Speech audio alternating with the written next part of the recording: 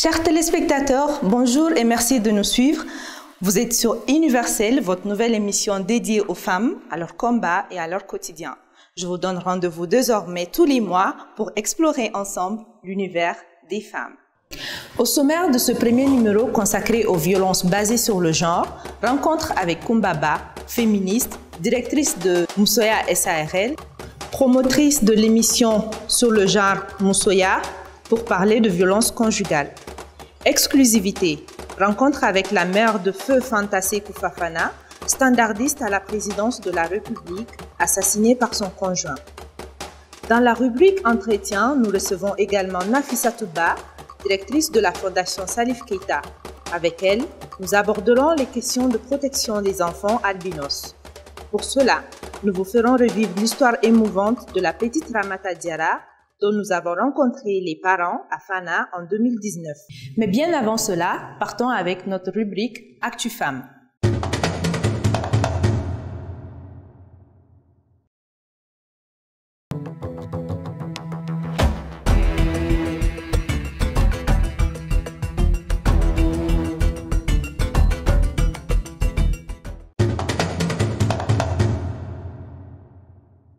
Vous pouvez un peu nous parler de Fanta Fofana? Qui était Fanta? Quel âge elle avait et quel travail elle faisait?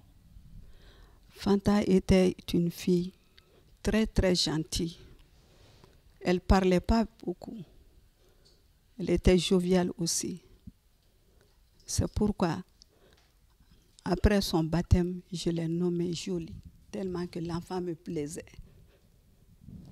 Après, quand elle a eu 7 à 8 ans, elle est rentrée à l'école primaire. Après l'école primaire, elle est partie à l'école supérieure. Elle a fait l'architecte après le bac. Après cela, elle est partie à Ghana pour faire l'anglais 2 ans. Après, elle est revenue. Après les 2 ans, elle a eu du travail.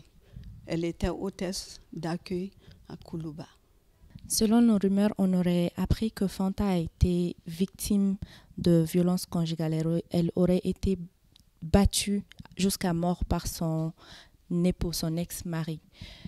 Est-ce que Fanta vous a déjà parlé dans le passé de cas de violence que lui portait son mari? Du tout, je n'en se connais pas. Si elle m'avait dit ça, elle n'allait même pas faire quelques jours sur ce monsieur qui est très méchant. Et ce monsieur était un homme féroce. C'est après son décès que j'ai tout su cela.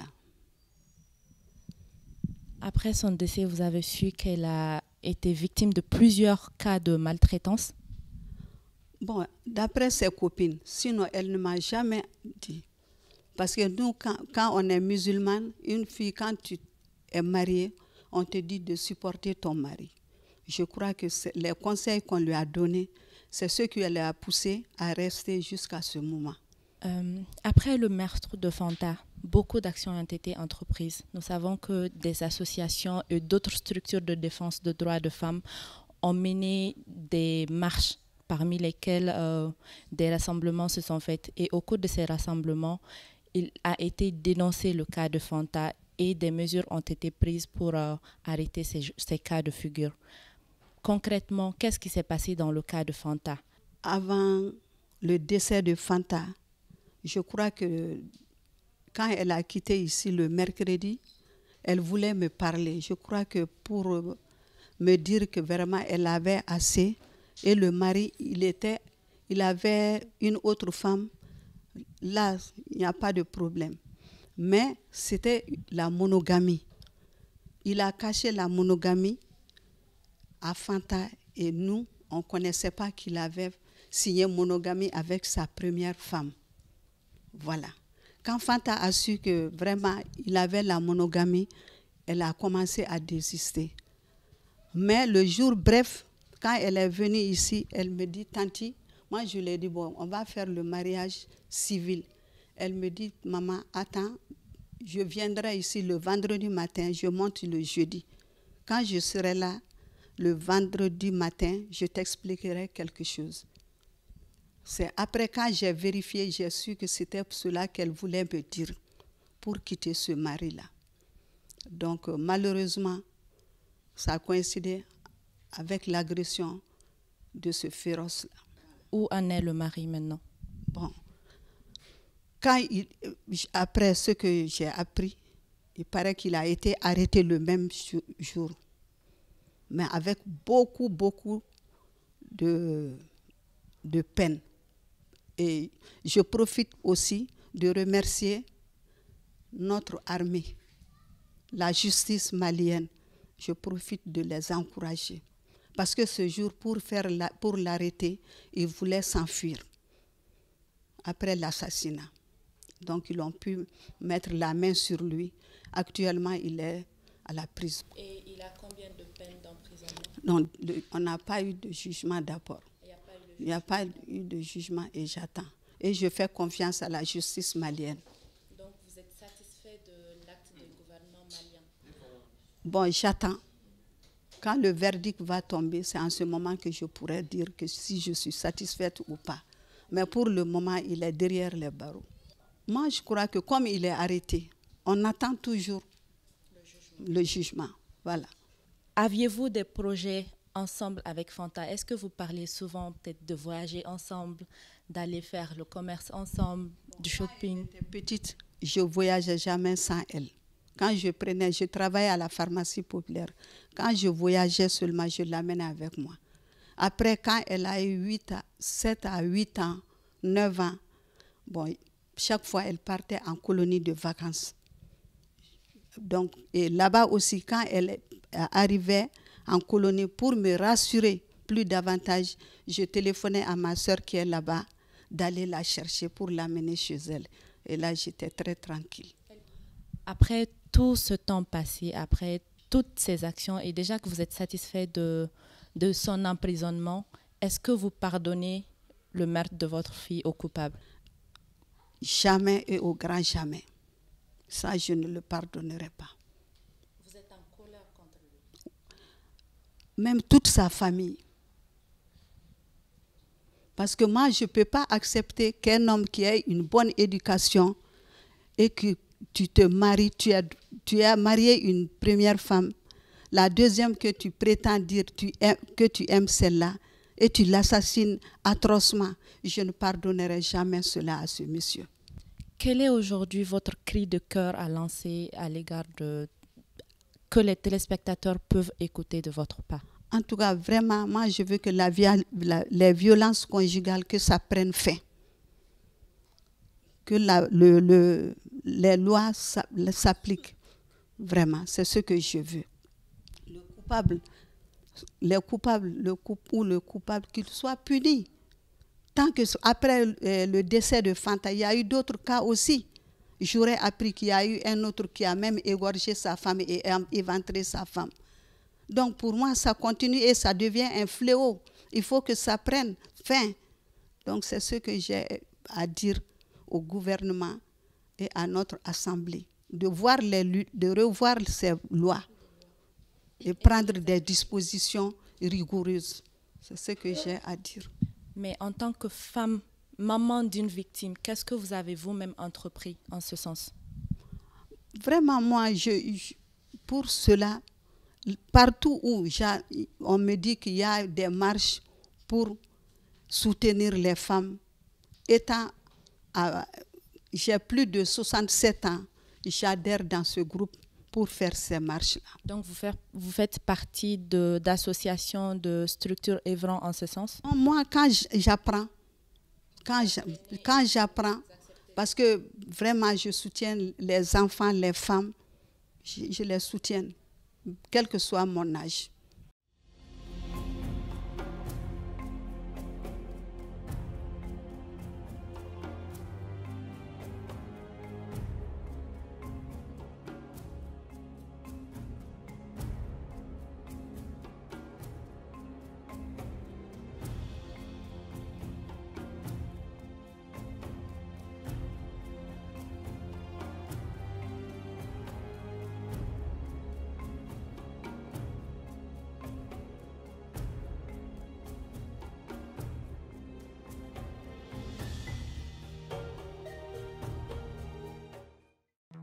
Pour le moment, nous attendons parce que l'assassin est quand même entre les mains de la justice.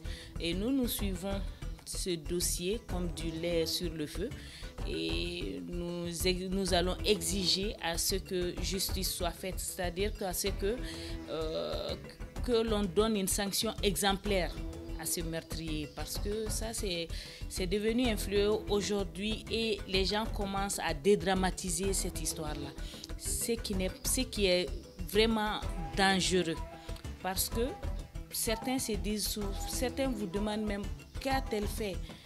Qu'est-ce que la victime a fait pour qu'on puisse en arriver là?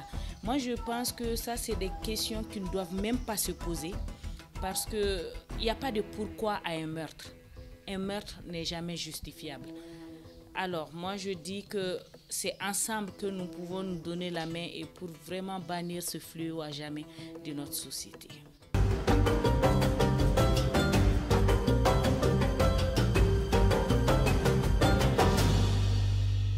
Ni a bɛɛ jateminɛ u b'a fɔ ko cɛw de bɛ musow bugɔ mais a caman n'i y'a jateminɛ ne yɛrɛ ka jate la a bɛɛ ye poche kɔnɔko de ye fɔlɔ n'an ko poche kɔnɔko o ye wariko ye bon parfois n'u ye fɛn dɔ ɲini fɛ n'a tɛ finalement i bɛ dusu dɔ ta vraiment si jamais n'a tora ka na tuguni de i m'i cogo dɔn n k'a f'i ye min bɛ bɔ a la muso yɛrɛ b'a tɔ dɔn.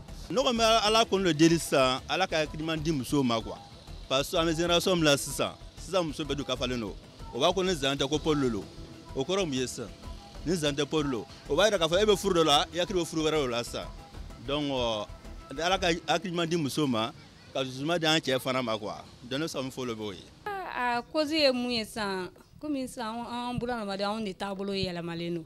Sisan fɔlɔ o kun tɛ kɛ o an bidenw sisan anw de taabolo yɛlɛmalen sisan furu yɛrɛ bɛ kɛ furu bɛ kɛ ten dɔrɔn an musoman an bɛ don a la ka furu an b'a ye dɔrɔn mɔgɔ tɔw bɛ furu la an fana ka don a la ye yasɔn ne furu ka di ni ye k'a ka di cɛ ye a ka di muso ye nin tɛ bɔ a kɔnɔ a cas ka ca a causes ka ca sisan cɛw yɛrɛ de ka faamuyali ka gɛlɛn ba faamuyali ka gɛlɛn muso mara kan. Il suffit que muso ka hakilina dɔw ta dɔrɔn u bɛ se ka don problème wɛrɛw kɔnɔ quoi donc an bɛ ala deli a ko ninnu man ɲi cɛ man ɲi. Furu dabɔra de aw ka bɛn ka di ka kuma ka bɛn n'aw tɛ bɛn aw bɛ fara ɲɔgɔn na a banna bɛɛ bɛ yɛlɛ ta o ka fisa ni kɛlɛ ni ɲɔgɔn bugɔ ni ɲɔgɔn lajɛbo ye o man ɲi. maa yɛrɛ ni bɔ n k'a fɛ o ye kojuguba de ye n'i yɛrɛ y'a dɔn sisan ne va pas aw ka ko tɛ taa ɲɔgɔn fɛ. Jikalan fila tɛ ɲɔgɔn segun e y'a ta kana de a k'i ka foyer dilan ka den sɔrɔ pour que a ka se ka bɛn ni n'a bɛn ma se ka se de préférence ne yɛrɛ bolo ne yɛrɛ ka hakilina t'a la a ka yafa ɲɔgɔn ma a ka kɛ kɔrɔn dɔgɔya ye. Ne bolo min bɛ na ni nin saya ninnu ye o ye an ka ladamu ma ɲɛ de ladamu ma ɲi parce que ni ladamu ma ɲi denmisɛnnin minnu bɛ yen n'u ma ladamu ka ɲɛ jago bɛ na ni nin violence ninnu ye. Ni ladamu no i tɛ se k'i bange i balimamuso dɔ ta ka taa kɛ ten i tɛ kara k'o kɛ o ni e ladamu no ka ɲɛ e b'a dɔn nin e balimamuso ni i balen e bɛ sɔn ka taa nin ko fasɔn ko la est-ce que a bɛ ɲɛ wa an tɛ ala deli nin ko fasɔn na o ka ninnu dabila nin tɛ silamɛya an ka taa silamɛya yɛrɛ kɔnɔna la nin tɛ bɛn. Ala ye diɲɛ da muso dɔ muɲubaga ye furu kɔnɔ cɛ fana ala ka sɛbɛn fana di cɛ ma mais muso ko wa comme ça o kɛlen bɛ ka denmisɛnw ta ko cɛ ni muso bɛɛ ye kelen o kuma de o b'o fɔ mais an ka saliya la bamanan sira kan fɔra diɲɛ wuri cɛ muso saba kelen muso duguma fɛn de cɛ saba fɛn de n'a bɛɛ b'a dɔn ko gɛlɛya min bɛ yen i ni muso to ɲɔgɔn fɛ kɛnɛ ma i bɛ min ka ye n'a nana foyer kɔnɔ a b'a k'o ɲɔgɔn doublé de ala don diɲɛ da gɛlɛya bɛ nɔgɔya bɛ yen don dɔ bɛ yen nɔ a ka fisa an bɛna ko bi yɛrɛ na den bɛ dugu kɛ ne sigi ma foyi n'i taara sɔrɔ muso ko k'a waa fila de bɛ taa kɔɲɔkɛ o bɛ se ka sɔrɔ wa o tɛ sɔrɔ o mais ni muso sera ka dɔn vraiment cɛ tun bɛ ka kɛ kun mais bi gɛlɛya bɛ yen bi dan k'a lajɛ ɲɔgɔn bolo jago an bɛ ɲɔgɔn faamuya quoi muso ko jagoya bɔ fo nin kɛ n ye donc a tɛ se ka ɲɛ quoi. mais solution wɛrɛ b'a la min ni bugɔli ninnu fana tɛ. solution b'a la kɛ ne bon an bɛ se ka solution min sɔrɔ a la sigikafɔ de b'o kɛ o mais muso ko bon ne y'a fɔ bon i y'a fɔ ne y'a fɔ balima nin kɛ n ye ne ko bon vraiment bon sugu ma di ne fɛ bi a to sini ni sugu da m'a kɛ ni muso insiste ko jago k'a ka kɛ don mun bɛ na sisan idéalement il te sera sunɔgɔ a kuma bɛ kulo kɔrɔ dɔrɔn i tɛ fɛ de dɛ n'i y'a ko wa ko a kɛra tan i bɛ muso wɛrɛ le kɔ tugun dɛ jagoya cɛ wuli ka ko dɔ kɛ fana. ladilikan min bɛ ne fɛ k'a fɔ an ka bɛn cɛw ka déjà k'aw kɛra ɲɔgɔn kɔni furu ɲɔgɔn ye a ye bɛn o de ka fisa kuma bɛ ne denw yɛrɛ bɔra a la a ma nɔgɔn ne e ye kojugu kɛ nin na a tɛna bɔ denw kɔnɔ ne cɛ ye kojugu kɛ muso la a tɛ bɔ denw kɔnɔ ne muso ye kojugu kɛ cɛ la a tɛ bɔ denw kɔnɔ i y'a ye ne furu aw kɔni furula dɔrɔn a ye bɛn. kɔni fɛ pour le moment u k'an balakaw t'u ka hakɛ kɔnɔ bɛɛ ka to n'i kɛ danbe ye u ka violence dabila muso y'an baw de mɔgɔ o mɔgɔ i bɔra muso dɔ de la cɛ n'i y'a mɛn ko cɛ i bɔra muso dɔ de la donc muso de kan ka bonya donc u bɛ violence min na gouvernement ka a jɔyɔrɔ la hakilila min b'u la mɔgɔ bɛ ka nin min kɛ ni min y'a kan u ka kan ni ɲangi min ye u k'o ɲangi da o tigi kan vraiment an tɛ ala deli parce que musow y'an ba an bɛ fɛ u k'a ladon ka kɛ i b'a fɔ an balimamusow don cogoya min komi an baw don cogoya min an ka laɲini olu kɔni u ka se k'u ka tugu danbe la vraiment an ka ko taabolo min bɛ jamana in kɔnɔ an y'a ka caman ye a violence caman an tɛ fɛ o ɲɔgɔnna wɛrɛ kɛ jamana in kɔnɔ quoi diɲɛ bɛɛ de ɲɛ bɛ nin na nin tɛ hɛrɛ yɛrɛ ye Mali ma an ka danbe tɛ nin an danbe ye de an ka diinɛ ka bonya muso de ye diinɛ yɛrɛ n'i y'a mɛn diinɛ muso de don donc pour le moment an ka muso bonya k'u ka hakɛ t'u bolo. ɲɔgɔn faamuyabaliya k'a jamais ɲɔgɔn faamuyabaliya e bɛ ko dɔ kɛ a ti bɛn cɛ ma mais a ti fɛ k'a fɔ e ye bi ka nin mun kɛ vraiment nin tɛ ne ka fɛlaba koba ye u t'a fɔ quoi u b'a mara u kɔnɔ de n'i y'a mara i kɔnɔ a bɛ kɛ basi ye aw ni ɲɔgɔn cɛ. denmisɛnw kɔni u ka sabali de u ka maakɔrɔbaw lamɛn u ka kuma u ka dan ka fɛngɛ walasa u ka se ka u ka furu tigɛ ka fɛ mais n'a fɔra ni cɛ ko dan yan i ka dan yan n'a ko i tigɛ i ka tigɛ n'a ko wuli ka bɔ i ka wuli ka bɔ mais cɛ ka bɔ kelen muso ka bɔ fila o fana tɛ se ka taa o man ɲi c'est bien. ladilikan min kɔni bɛ ne bolo bangebaaw k'u jɔ u jɔyɔrɔ la k'u denw ladon ka ɲɛ o de bɛ ne bolo n'i y'a mɛn ko o ko ni du dilanna jamana bɛ dilan ni du tiɲɛna o ye jamana tiɲɛni donc fo bɛɛ k'a jɔ i jɔyɔrɔ la k'a fɔ an k'an denw ladon ka ɲɛ ni denw ladonna ka ɲɛ hakilila min bɛ yen nin bɛɛ bɛ tɛmɛ o de tun bɛ ne bolo k'a fɔ a ye.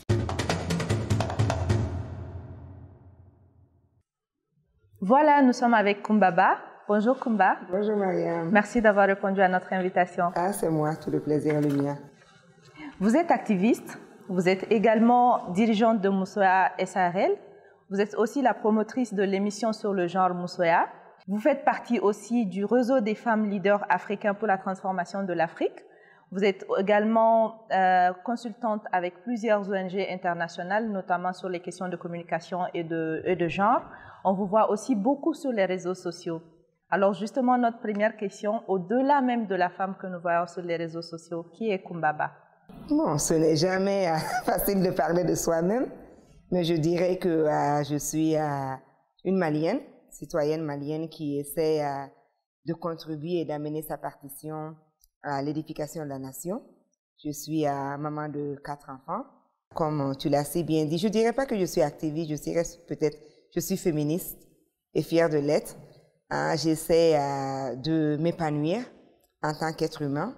Et ce faisant, si je peux aussi partager mon expérience pour aider d'autres femmes, d'autres jeunes filles à exceller, à s'épanouir, à vivre leur full potentiel, pourquoi pas.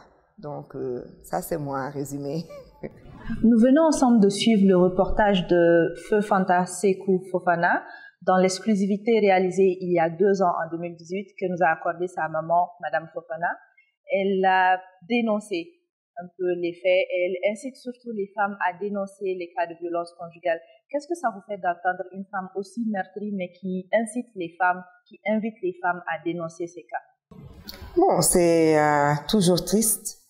D'abord, je présenterai mes condoléances les plus sincères à la famille de notre regrettée sœur Fanta Sekou Fofana et par la même occasion présenter nos condoléances aussi à toutes les victimes et encore témoigner notre compassion et notre sympathie à l'endroit de tous et toutes les autres victimes, survivants et survivantes. Parce que même si Fanta Sekou est partie, nous savons que la maman de Fanta Sekou, la famille de Fanta Sekou et la famille du conjoint de Fanta Sekou, Namori, je pense qu'ils sont tous victimes. Une victime de violence conjugale, une victime de féminicide n'est jamais une victime isolée. Il y a toujours des autres victimes collatérales. Et ça, c'est quelque chose qu'on ne peut pas souligner suffisamment. Donc, c'est un fléau mondial, malheureusement. Ce n'est pas seulement quelque chose qui se passe au Mali, ça se passe dans toutes les contrées, mais c'est un fléau qui nuit à l'humanité. Ça détruit la société, je pense, dans son essence. Et pour cela, chaque pays, chaque société devrait faire de son cheval de bataille cette lutte-là. Parce que la maman de Fanta Sekou, ses sœurs, ses frères, la famille de son mari, tous souffrent le martyre aujourd'hui. Non seulement ils ont perdu quelqu'un de très cher, mais ils doivent aussi porter ce fardeau, cette humiliation, du côté en tout cas de l'époux, du présumé auteur, parce qu'on n'a pas encore fait le jugement. Donc c'est une honte de savoir que quelque chose qui devait amener le bonheur, quand même si on se marie pour le meilleur et pour le pire, nous espérons toujours le meilleur et le pire pour nous, ça devait être la mort, mais la mort naturelle. Mais quand, sous l'émotion, sous la colère, on n'arrive plus à se maîtriser jusqu'à apporter un coup fatal, je pense que quelque part, c'est une interrogation pour tout le monde. C'est un devoir citoyen pour que chacun, à son niveau, puisse aider à lutter, mais surtout à prévenir. Surtout à prévenir. Déjà, on n'est pas nombreux au Mali, une population à moins de 20 millions d'âmes, majoritairement jeunes. Donc, on a besoin de tout le monde, tous les bras valides. Et c'est très regrettable que pour des raisons de futilité, que nous puissions arriver à ce stade. Okay. Alors justement, vous parlez de plusieurs cas de violence, notamment on a le cas ici de Fanta, mais aussi le cas de Mariam Diallo et d'autres cas dont on n'a pas peut-être évoqué ici. Et 2 ans après le cas de Fanta, est-ce que vous pensez qu'il y a eu une régression des violences conjugales ou bien ce phénomène continue à s'amplifier de jour en jour? Bon, c'est un peu difficile parce que quand on cause, des fois on a l'impression que ça ne fait qu'augmenter. Moi, je ne pense pas que ça ne fait qu'augmenter. D'abord, il faut savoir, on vient de parler de la population du Mali. La population aussi croît. Donc, il y a peut-être 11 ans, nous étions moins de 8 millions d'habitants. Maintenant, on est presque à 20 millions. Donc, plus on augmente aussi en population, il va de soi qu'on va augmenter en crime. On va augmenter au délit contre la loi. Mais aussi aujourd'hui, je pense que les langues se libèrent. Comme on dit, on est en train de briser le silence. Est-ce un éveil de conscience?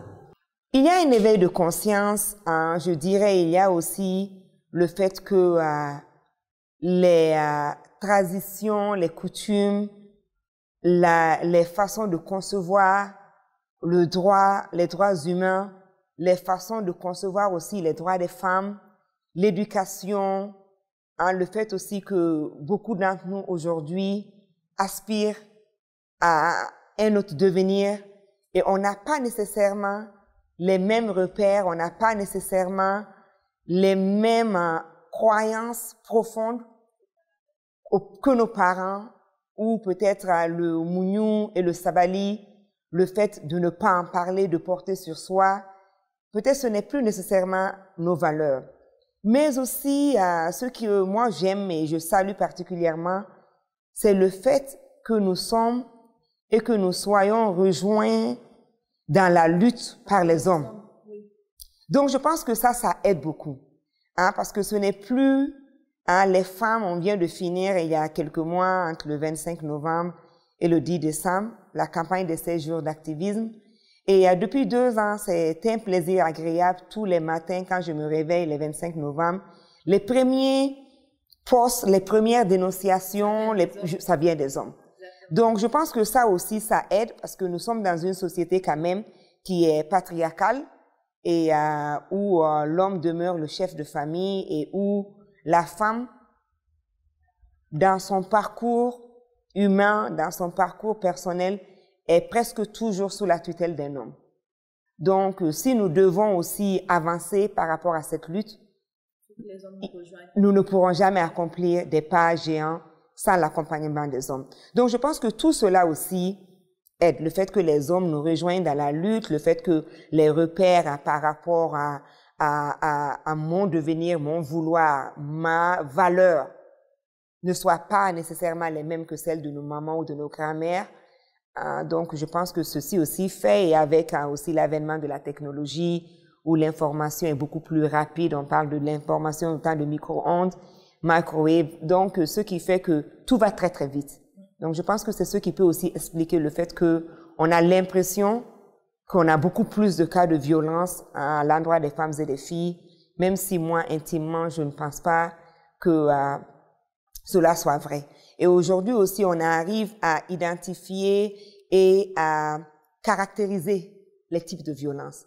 Il y a peut-être quelques années, il y a 20 ans, il y a 50 ans, certains actes de violence n'étaient même pas considérés comme des violences. Non seulement les femmes ne pensaient pas que c'était un souci, mais la société d'une manière générale, c'était pas seulement en Afrique, même partout dans le monde, dans les sociétés les plus développées. Donc tout cela aussi contribue aujourd'hui, je pense, à mon avis, à donner l'impression que les cas augmentent. D'accord. Et vous avez parlé dans vos propos, on entend les 16 jours d'activisme. Et nous, on vous a beaucoup suivi ces derniers temps. On vous a vu notamment sur la marche blanche contre les violences basées sur le genre. Vous avez vous-même organisé un forum sur les violences faites aux femmes et aux filles. Et d'où vient ce combat? Pourquoi ce combat? Bon, on n'est jamais mieux servi que par soi-même. Je suis femme, je suis mère et donc je suis citoyenne. Et c'est un fléau, comme je l'ai dit, qui mine nos sociétés. Et c'est un fléau qui entrave le développement et l'avancement du Mali. Nous savons que nous, on est face à plusieurs défis. Et le défi de l'éducation, le défi du développement des infrastructures, le défi par rapport à la science, à la recherche, le défi par rapport au développement humain et la sécurité humaine. Et ceci, on ne peut pas l'accomplir qu'en travaillant seulement qu'avec les hommes masculins. Donc, on est obligé d'inclure et de faire participer les femmes. Et si, pour une raison ou une autre, les femmes sont bloquées dans leur subconscient, les femmes sont bloquées dans leur bien-être, les femmes sont privées de contribuer à l'avancement de la société, les femmes sont privées de contribuer à l'avancement de leur propre être, on ne peut pas parler de développement ou d'avancement de la société. C'est se leurrer pour dire que le Mali va être à l'encontre de l'agenda 2063 de l'Afrique ou de l'agenda 2030 des Nations Unies si une bonne frange de la population malienne, pour ne pas dire la moitié de la population malienne, est mise à côté. Donc c'est vraiment pour d'abord travailler pour moi-même, pour aider à accomplir mes propres rêves, mes propres désirs, pour mon propre épanouissement d'abord, et à côté, si je peux aider à faire épanouir d'autres femmes et surtout aider à changer les mentalités des hommes, nos frères, nos époux, nos fils, je pense que ça, c'est aussi quelque part une façon de contribuer à l'édification de la nation. Bien sûr, parce que c'est pour cela, c'est une éducation, c'est une sensibilisation et le changement de mentalité et de comportement, c'est une lutte de longue haleine. Et plus tôt on le commence très tendre dans son enfance, mieux maintenant on peut développer les meilleures habitudes. Mais c'est très difficile de changer l'habitude de quelqu'un qui a dépassé les 25 ans. C'est très, très difficile. Alors, vous avez travaillé avec beaucoup d'organisations et on vous connaît vraiment passionné de cette question. Est-ce qu'au Mali, il y a des textes qui parlent des violences conjugales et qu'est-ce que ces textes-là disent?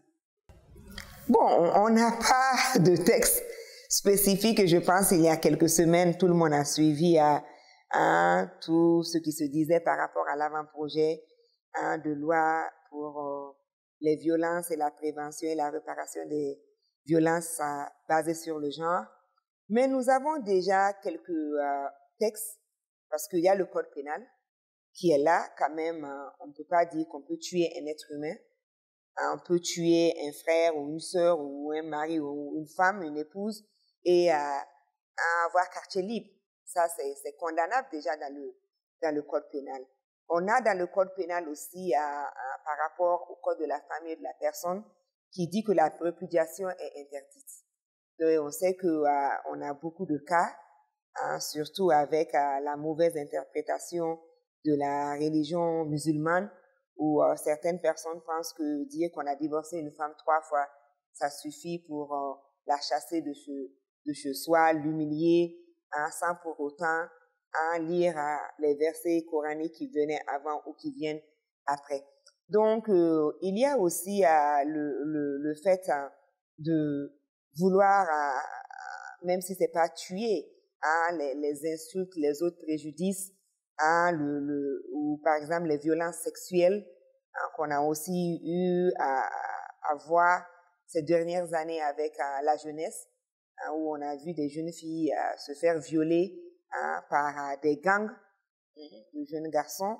Donc, on sait qu'on ait une loi spécifique basée sur les violences faites aux femmes ou aux filles, mais ces actes déjà sont condamnables juste par rapport au code pénal. Je ne suis pas juriste, mais j'ai quand même lu quelques passages du code pénal qui me rassurent par rapport à ces faits. On a aussi la loi 052 qui a été votée suite à une impulsion ou quand même une proposition du gouvernement à l'époque, qui a aussi essayé de réparer un peu en attribuant un quota aux femmes et aux hommes par rapport à l'accès aux postes nominatifs et électifs.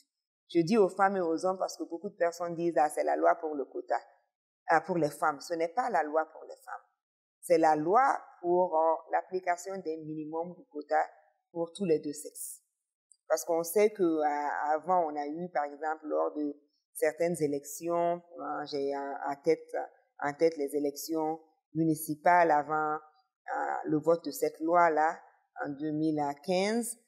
Les élections municipales qu'on avait eues en 2013, on a vu qu'on a eu certaines listes qui n'avaient que des femmes sur ces listes.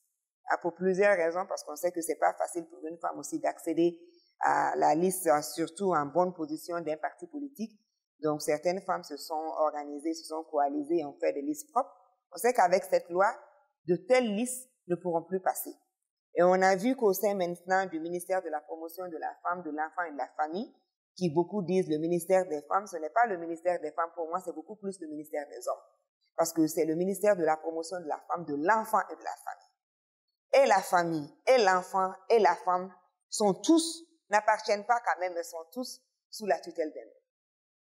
Donc, ce qui fait qu'on aura beaucoup à gagner si les hommes intègrent dans leur mental que ce ministère-là, c'est beaucoup plus le leur que le nôtre. Donc, on voit aussi qu'au sein de ce ministère, pratiquement maintenant, tous les départements clés, en l'occurrence le poste de Ségal, le poste de directeur centraux, tout est attribué maintenant aux hommes. On n'a plus des femmes à ces positions. Donc, ça serait bien qu'aussi, en échange, en contrepartie, en bonne collaboration, en bon esprit citoyen, que les hommes aussi, au sein des ministères des Affaires étrangères, au sein de la primature, au sein même de la présidente de la République, pourquoi pas qu'on puisse aussi donner l'opportunité aux femmes. Pas parce qu'elles sont femmes, parce qu'elles sont belles, mais c'est parce qu'elles sont intelligentes et compétentes. Et aujourd'hui, Dieu merci, au Mali, on en regorge.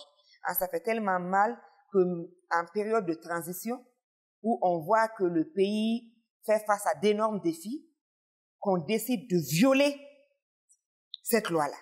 Et de dire, non, non, non, mais c'est la période de transition, c'est la période de crise, on doit passer aux choses sérieuses.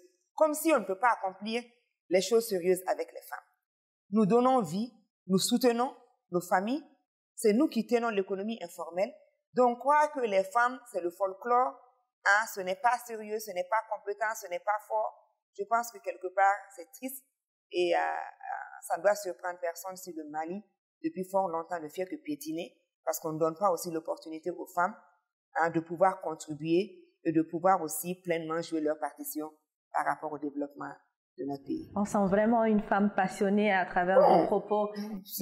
Désolée si la passion sort, parce que quand on est passionné ou quand la passion sort, on pense que c'est beaucoup la colère et des fois, le message peut passer mal. Ce n'est vraiment pas la passion ou la colère, c'est peut-être une petite frustration parce que je vois beaucoup de femmes compétentes et je vois beaucoup d'hommes incompétents. Beaucoup d'hommes incompétents qui ne savent rien faire, mais qui seulement par rapport à leur statut ou qui ils connaissent sont maintenus à des postes et mettent tout le pays en danger et en retard. Alors justement, j'ai envie de vous poser cette question. Quelle est votre source de motivation et aujourd'hui, quelle a été votre plus grande réalisation un peu partout dans vos actions, dans vos entreprises? Bon, je pense que j'ai déjà dit, ma source de motivation, c'est ma survie, mon besoin de survie, mon besoin de pouvoir m'épanouir, faire ce que j'ai envie de faire, dire ce que j'ai envie de dire, bien sûr dans la limite du possible, dans la limite du respect de la loi et du respect de l'autre. Mais je ne voudrais vraiment pas avoir toujours à porter ce fardeau sur moi, à dire que d'abord je suis une femme avant d'être un être humain. Je suis une citoyenne de seconde classe et voir que peut-être les enfants que j'ai eu à mettre au monde, que certains seront mieux traités que d'autres. Parce que j'ai autant cravaché en donnant vie à mes filles, qu'en donnant vie à mes garçons, et je les aime tous les deux de la même manière.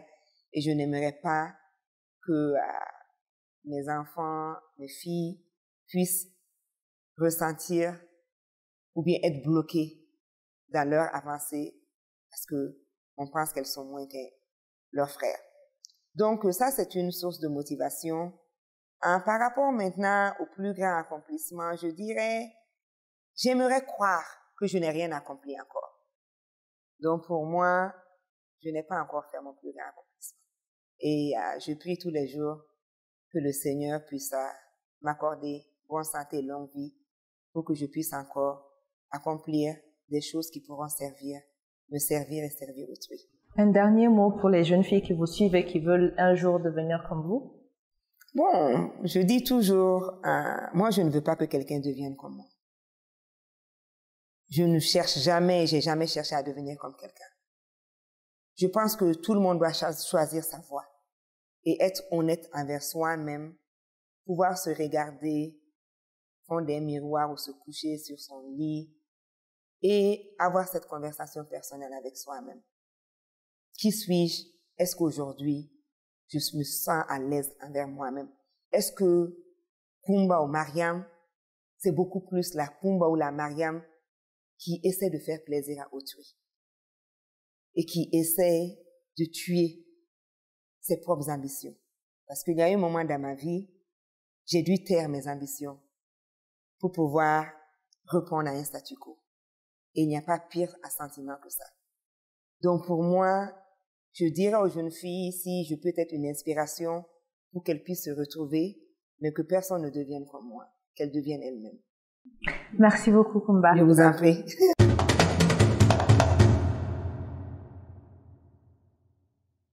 Je le disais tantôt, dans la deuxième partie de ce numéro, nous allons parler d'albinisme et pour cela, nous recevons Madame Nafissatou Ba. Nafissatou Ba est la directrice de la Fondation Salif Keita pour l'albinisme au Mali. Elle est également très engagée dans le mouvement associatif, notamment dans la lutte pour la promotion des droits des albinos au Mali.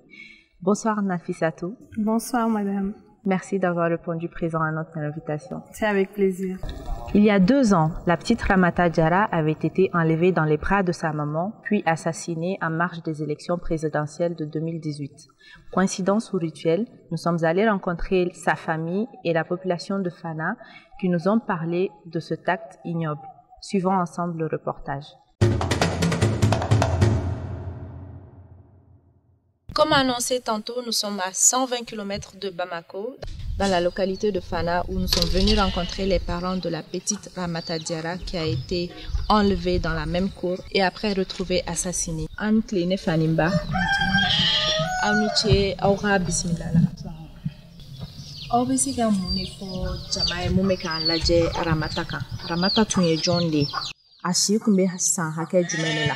Yalma korondogo kumba buluwa akumbeta ekol la wa abseka muni fan flel bagawi ndalo golla amadu logolla fa abage watina sanduru an kalulu fla aye kuma chama me aye fota chama me moko chama kumana do koko ani ere de kundalendo tumamna moko do donauka ka shwen dɔwɛrɛw fɛnɛ ko politiki maaw dɔ de ka baara de don walasa ka kɛ saraka ye barisa Ramata tun ye yefɛkɛ de yalima e yɛrɛ hakilinata ye jumɛn de ye e yɛrɛ bolo mun de ye nin kun ye u kɔni y'a ta u y'a ta u mako kama anw de sɔgɔnde an dalen kun bɛ gakɔrɔ finini kun bɛ an bɛɛ dalen kun do gakɔrɔ u nana kana ta sufɛ a ta kuma ma b'a kalama a talen kɔ ni cɛ de ja nana kana da ne kan ne girina kan bolo fili ne ma ye ne ye ngo kɔrɔta ne ɲɛ b'a la cɛ bolo ne ma se ka wuli n'a yɔrɔ la ne ma se ka kule ne kɔni girina ka fɛn min wuli ne fofora n tɛ se ka cɛ kelen ka kogo ta ne nana kana dɔgɔnin ta kogo tale kɔ ne ye kogo ta nɔfɛ nin bɛ ne kɛrɛ la ka taa ne turu ne kunbɛkuru kan ka ne kunbɛkuru wurukutu ani cɛ ta la ne ma taa yɔrɔ kelen dɔ bilen an kɔni ye su kɛ k'a ɲini an zandaramu wuli an zandaramu jɛra k'a ɲini a ye kuma bɛnna fɔ sufɛla fɛrɛda ma donc i ko aw ni gendarme de jɛra k'a ɲini ɲɔgɔn fɛ aw ni gendarme ye su bɛɛ kɛ aw bɛ k'a ɲini kɛ o kɛlen kɔfɛ Fana dugu kɔnɔ mɔgɔw yɛrɛ ani Mali dugu kɔnɔ Mali bɛɛ jamana kɔnɔ ani e yɛrɛ somɔgɔw ani mɔgɔ minnu bɛ aw ka sigida la u kelen-kelenna bɛɛ ye mun de kɛ walasa ka dɛmɛ don aw ma sigida mɔgɔw bɔra jamana mɔgɔw bɔra saka a bɛ kɛ don min su yɛrɛ mɔgɔ ma sunɔgɔ an ka sanfɛ a sɔrɔ an bɛ dɔgɔtɔrɔso kura yɔrɔ dɔrɔn a don suma si ma sunɔgɔ a ye sira a ka ɲini a si ma sunɔgɔ a dun a kɛra nin don yɛrɛ de kɔnɔ ayi a ma kɛ nin don kɔnɔ a y'a sɔrɔ an b'an yɛrɛ ka du la sanfɛ la komi a ko tɛmɛnen kɔ tile 3 tɛmɛnen kɔ an dalen kɔ mɔgɔ wɛrɛ de donna an ka tuguni an zaramu wele zaramu ko su kelen bɛ ni dugu jɛra k'an ka yɔrɔ wɛrɛ ɲini ko ka yɛlɛma an yan de ɲini ka yɛlɛma yan mɔgɔ minnu ye Ramata soin mɔgɔ minnu donna aw kan ka na Ramata soin est-ce que u yera wa est-ce que gendarme walima policiw sera k'u minɛ maa mana fɛn fɛn k'a kan k'u ye maa minɛ an b'a mɛn mɔgɔw da k'u ye mɔgɔ minɛ ɲɛ tɛ k'a fɔ k'u bɛna fɔ an ye k'a nin ye kojugu kɛ k'a minɛna maa mun fɛn fɛn y'o la an kɔni ka laɲini ye minnu ye ko gɛrɛgɛrɛ y'an sɔrɔ minnu minɛna n'olu datugulen don an ka laɲini ye n'olu bɔra bi o kɔni ka d'an ye parce que olu ye dɛmɛ tugu de ni ko ye sɔrɔ ni mɔgɔw bɔra k'i dɛmɛ ni olu yɛrɛ donna wora a bɛ kɛ komi e yɛrɛ de bɛ wo la parce que an tɔɔrɔlen don o yɔrɔ fana na donc i bɛ fɛ k'a fɔ n ɲɛna ko mɔgɔ minnu y'aw dɛmɛ olu de tilala ka minɛ tuguni ka datugu nin ko in kelen in sababu la mun de y'a to olu minɛna ka datugu u y'an dɛmɛ sisan ni ko kɛra yɔrɔ ni ko kɛra ka ban faamaw ɲinini mana n'u ye ɲini daminɛ kɔni tɔɔrɔ ɲini na minnu minɛna sa do zanameri jenina ka baruw jeni u ye minnu minɛ o kɔnɔnaw na olu ma tɔgɔ fɔlɔ ni ko y'i sɔrɔ ni mɔgɔ y'i dɛmɛ n'olu kɔni degunnen don a bɛ kɛ komi yɛrɛ degunnen don parce que olu degunna an ka degun de kɔnɔna na aw bɛ se k'a faamuya a ka kuma la k'a fɔ ko mɔgɔ minnu bɔra k'u dɛmɛ walasa ka se ka mɔgɔ minnu donn'u kan minɛ minnu nana den soin olu yɛrɛ fana de tilala ka minɛ tuguni ka tila ka datugu polisi ni autorité mɔgɔw fɛ a ka kuma kɔnɔ a bɛ welewelekan di walasa mɔgɔ minnu ɲɛna u ma k'u dɛmɛ nin ko in na u ka se ka bila ale yɛrɛ ka laɲini ye o de ye ka se ka mɔgɔ ninnu bila walasa u ka se ka segin u ka denbayaw kɔrɔ barisa olu fɛnɛ denbaya de b'u bolo denw b'u bolo musow b'u bolo cɛw b'u bolo mais nin ko in bɛɛ kɔfɛ faamaw yɛrɛ ye mun de kɛ walasa nin ko sugu kana se ka kɛ tuguni Fana kɔnɔ ani Mali yɛrɛ bɛɛ kɔnɔ a ko kɛlen Mali kɔnɔ maa yɛrɛ tɛ diɲɛmaa bɛɛ wulila la bɛɛ wulila an ka foli bɛ bɛɛ de u ye mun de kɛ u y'an dɛmɛ n'a fɔra ko k'an dɛmɛ ni ko y'i sɔrɔ ni mɔgɔ wulila k'i sɛgɛrɛ o ye dɛmɛ de an ka foli bɛ bɛɛ yalima mɔgɔ minnu donna i kan ka na i den suɲɛ est-ce que bibi na e yɛrɛ yafar'u ma wa minnu ye ne den ta ma yafu ni y'u b'i bolo la min kan ka k'u la faamaw b'a dɔn k'a fɔ min kan ka k'u la ni ko ye kojugukɛla sɔrɔ min kan ka kɛ kojugukɛla la faamaw b'o dɔn mais a fɔra an ɲɛna ko sɔrɔsilamɔgɔ dɔ de donna aw kan kuma fɔtaw la yɛrɛ a fɔra ko o tigi minɛnen don est-ce que o kuma in ye tiɲɛ ye wa an n'a minɛ don mɔgɔ mana fɛn f'an ye mɔgɔ masaw kɔni ma ka na mɔgɔ masa ma ka nin minɛ na welewelekan jumɛn de bɛ e yɛrɛ bolo k'a lase jamana mɔgɔw bɛɛ lajɛlen ma gouvernement mɔgɔw i yɛrɛ somɔgɔw ani i balimaw ani fanakaw yɛrɛ walasa u ka se ka sariyaw ta minnu b'a to denmisɛnninw bɛ se ka lakana denmisɛnninw ka se ka bila u jɔyɔrɔ la nin ko sugu kana se ka kɛ tuguni diɲɛ kɔnɔ welewelekan min bɛ ne fɛ bɛɛ k'i hakili to i taara ko min ye ne sɔrɔ ne tɛ ala de la a ka ɲuman wɛrɛ sɔrɔ bilen o ye ne ka wuli da kan bɛɛ k'i hakili to i taara mais mɔgɔ minnu bɛ se k'i dɛmɛ welewelekan jumɛn de b'i bolo k'a lase olu ma n ka foli b'u ye ni ko ye sɔrɔ ni mɔgɔ y'i dɛmɛ o ni ce ala k'u sara kumakan laban jumɛn de bɛ e bolo k'a lase an filɛbagaw ma kumakan laban min bɛ ne bolo aw minnu bɔra Bamakɔ ka na n ka foli b'aw ye minnu wulilen don ka jɔ n ka foli b'i bɛɛ ye Mali kɔnɔ Mali kɔ kan n ka foli b'i bɛɛ ye ala ka bɛɛ sara o ye ne ka kumakan laban ye ne fa kumakan laban jumɛn bɛ e yɛrɛ bolo k'a lase an o de bɛ kan bɛ cɛ an cɛ ni baraji aw ka bisimilali la an bɔra Bamako ka s'aw ma Fana ya aw y'an bisimila ka ɲɛ aw ni ce aw ye kuma farafasiya ye ɲininkali fɛn fɛn kun b'an bolo a ye jaabi d'a ma an ka ɲininkali la an b'aw fo ka wale ɲuman dɔn ala k'an kisi ni ɲɔgɔnna caman wɛrɛ ma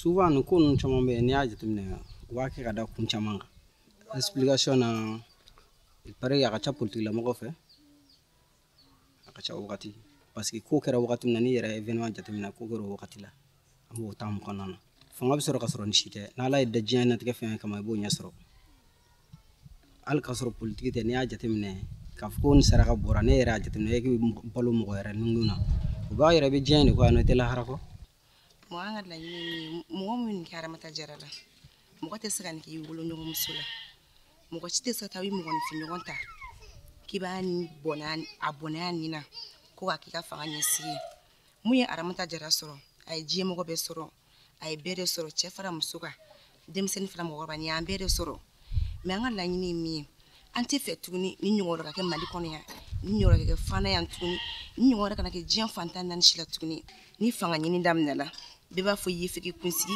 ni ma fɔ mago bɛ gɔnbɛlɛ kunsigi la u b'a fɔ mago bɛ gɔnbɛlɛ nin na mais jɛnatigɛ farafin de don an ye farafin ye cogo min na u yɛrɛ farafin tɛ mais an golo fini u galo jɛlen o de y'an n'u bɔ ɲɔgɔn ma sinon an bɛɛ mɔgɔ sugu kelen ni min b'a na o ni kelen de b'u la joli min b'a la o jeli kelen de fɛnɛ b'u la mun kama u bɛ se ka ta cogo di ka bɔ ni u ɲina ka sabula ka da ko gɔnbɛlɛ don mais an ka laɲini min i b'a fɔ ko n ba y'a fɔ cogo min na Aramata ka ko in kelen na minnu wulila ka an dɛmɛ n'u minɛlen bɛ ka datugu faamaw fɛ an b'u deli ala ni kira kama u ka mɔgɔw bila dutigiw de don nasɔngɔbɔlaw de don u k'u lajɛ k'u bila min y'a ko kɛ an b'olu de kɔ minnu datugulen don olu ma fɛn kɔ olu de wulila k'an dɛmɛ an kungo la a kɔni ma diya mɔgɔw ye hali sini a ma diya mɔgɔw ye an b'a fɔ mɔgɔw k'u janto denmisɛnninw na sariya fɛnɛ k'a jɔ a jɔyɔrɔ la min ye patrouille ye Masika momala. Kanyi ngalita kashumu. Kama shide fali mandi. Ngani takira jagwa ready. Kamina bala. Umina nende konana. Ode ato machama mbora kalamu.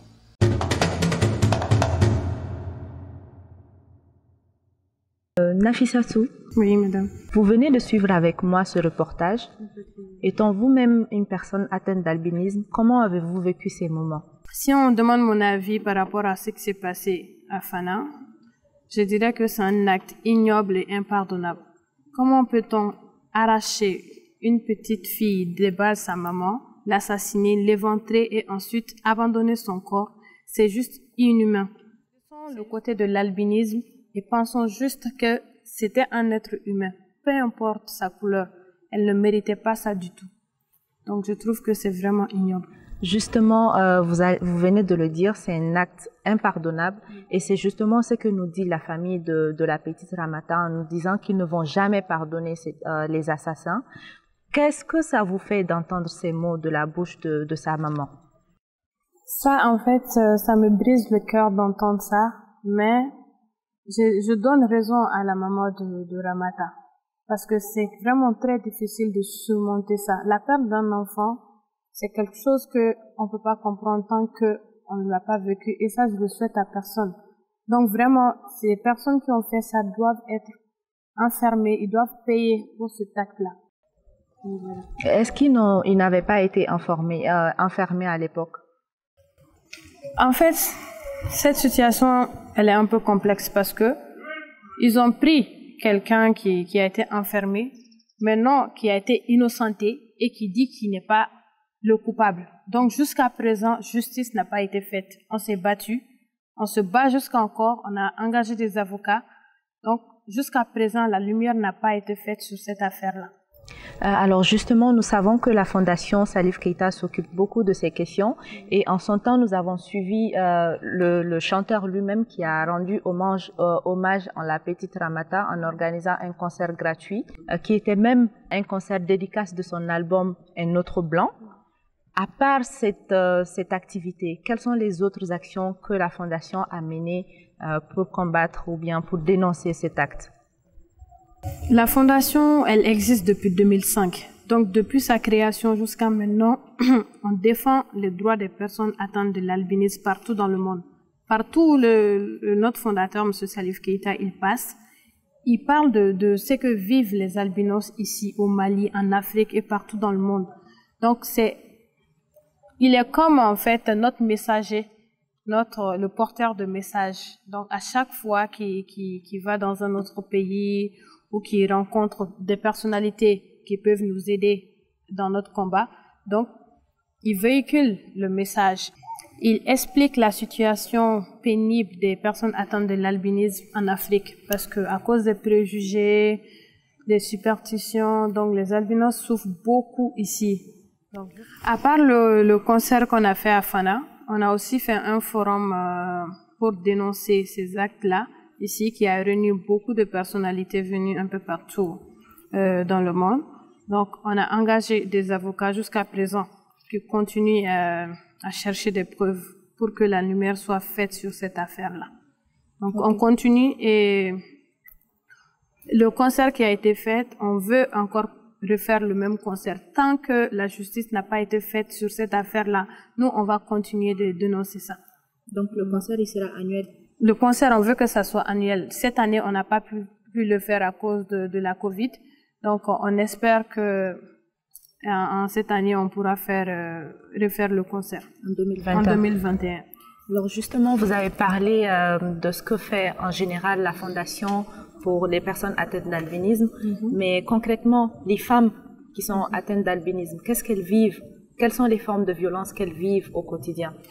Alors, Madame Mariam, cette question-là, ça me touche vraiment beaucoup parce que c'est un point. Les femmes atteintes de l'albinisme souffrent énormément dans notre société. Énormément. Déjà à cause des préjugés qui existent depuis longtemps, on se bat déjà pour changer les mentalités, mais c'est difficile. Quels sont ces préjugés-là? Les préjugés. Déjà, quand on voit une personne atteinte de l'albinisme, les gens sentent directement la différence il y a des termes qu'on emploie, je vous dis ça en bambara, on dit gombele, yefeke. Tout ça, c'est une discrimination. Tout ça, c'est une violence à l'être humain. Parce que la personne que tu dis gombele ou yefeke n'a pas choisi d'être ce qu'elle est. Donc, du coup, la voir dans la rue déjà, lui regarder d'un autre œil, tout ça, c'est une forme de discrimination. Et venons à votre question par rapport à ce que vivent les femmes atteintes de l'albinisme. Donc, tu sais, il y a des femmes même qui sont mariées à cause de ces préjugés-là, parce que les gens pensent que quand on épouse une femme atteinte de l'albinisme, vous aurez le bonheur et beaucoup de richesses. Donc, il y a des hommes qui vont faire exprès d'aller épouser ces femmes-là. Et ensuite, après 1 année, 2 ans de mariage, 5 ans de mariage, eh ben, leur situation ne change pas. Ils refusent de travailler. Ils pensent qu'en épousant cette dernière-là, leur situation va carrément changer. Donc, quand il n'y a pas ça là, donc, ils discriminent la personne atteinte d'albinisme et des fois, ils en viennent au coup. Voilà, la personne, elle est stigmatisée, rejetée par toute la famille. Et c'est très difficile. Et quand ces dames-là veulent divorcer après, ils refusent le divorce, mais ils les font vivre un véritable calvaire. Donc c'est vraiment pénible et on se bat beaucoup pour changer ça aussi. Revenons alors à vous-même. Vous êtes aujourd'hui la directrice de la Fondation Salif Keita. Qu'est-ce que ça fait d'être une jeune directrice à cet âge et surtout avec votre différence? Je me dis que si je suis ici, c'est que j'ai une mission. Avant tout, moi aussi, je suis une personne atteinte de l'albinisme. Si moi, j'ai eu la chance d'étudier, d'être protégée, pourquoi pas, moi, à mon tour, je peux pas aider mes semblables, en fait. Donc, si je suis là aujourd'hui, c'est pour que les autres albinos puissent comprendre que l'albinisme n'est pas un frein. Peu importe ta couleur, peu importe ta nature, il faut juste croire en toi et aller au bout de ses rêves. C'est tout. Mais est-ce que vous-même, dans le travail que vous faites quotidiennement, vous êtes souvent stigmatisé par votre différence? Vous connaissez bien notre société. Donc, tant que la différence se remarque tout d'un coup. Donc, ça dépend de la façon dont vous l'acceptez vous-même. Moi, personnellement, ça me gêne pas. Hein. Quand tu me regardes, je te regarde aussi. Quand tu me dis des mots déplacés, je viens vers toi pour te faire comprendre que l'albinisme, c'est juste un problème de mélanine.